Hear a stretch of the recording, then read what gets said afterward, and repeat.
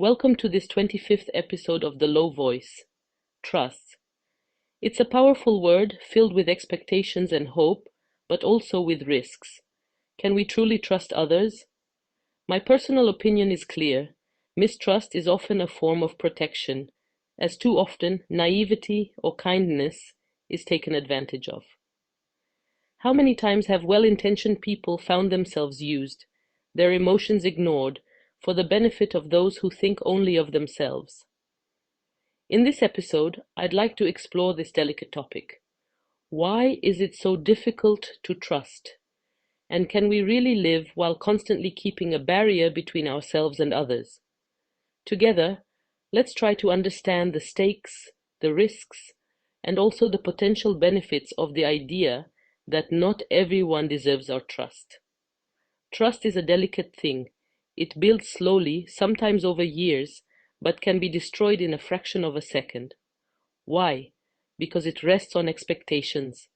We expect others to respect our emotions, our efforts, and our authenticity. But what happens when those expectations are not met? Too often, people take advantage of others' kindness to advance in their own lives, forgetting that every action has emotional consequences. This creates a spiral. The more we are betrayed, the less inclined we are to trust. But is that the best solution? Can total mistrust really protect us from all harm? I remember a significant experience that taught me a valuable lesson about trust. At the time, I was young and naive, convinced that everyone had a good heart. I had met a group of kite surfers in Dubai who invited me to join them in Oman for a photo shoot. Enthusiastically, I agreed without much thought. The journey took about 8 hours, and once we arrived, exhausted from the trip, I fell asleep. But when I woke up, I was shocked to find myself completely alone, abandoned on a deserted beach. Imagine my distress. It was no easy task to make my way back, believe me. This experience opened my eyes. It is essential to be cautious about who we trust. Some people won't hesitate to take advantage of our naivety or enthusiasm without considering the consequences.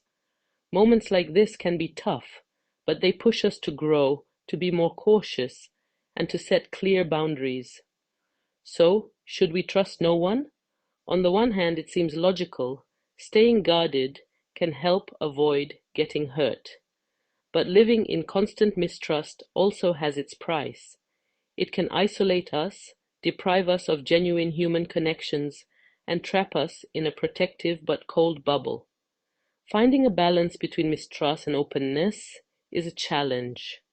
Perhaps the key lies in the idea of earning trust rather than giving it away freely. Learning to observe actions rather than words, listening to our instincts, and setting clear boundaries. I'm not saying it's easy. Trusting is always a risk, but maybe that risk, when carefully calculated, can bring beautiful surprises. Ultimately, what matters is not avoiding all wounds, but knowing how to rise and learn from each experience. And you? How do you approach trust in your life? Do you have stories where it has been either your strength or your weakness? I'd love to hear your thoughts.